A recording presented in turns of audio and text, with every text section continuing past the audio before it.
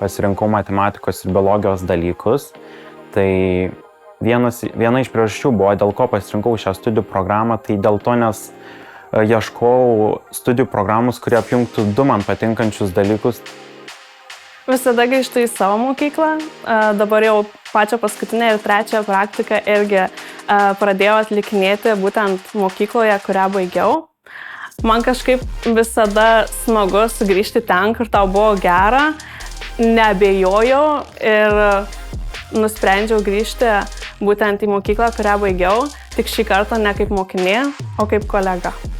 Pirmą pamoką jiems pravedus ir po pamokos tas grįžtamasis ryšys, kaip klausia mokytojau, kada vėl ateisit, kada vėl vesit mums pamoką ir taip toliau, tai labai motyvuoja ir skatina toliau judėti šią kryptim.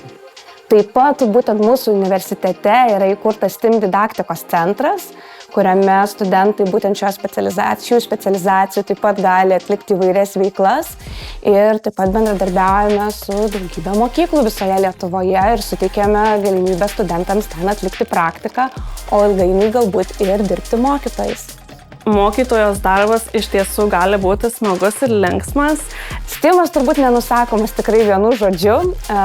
Sakyčiau, tai yra kūrybiškas ir inovatyvus požiūris į gamtos mokslus, matematiką, informatiką, technologijas, kai nebeužtenka vienos disciplinos, kai jos jungiasi tam, kad padėtų išspręsti kažkokias realias problemas būtent kūrybiškai, žvelgiant iš kito kampo negu įprastai.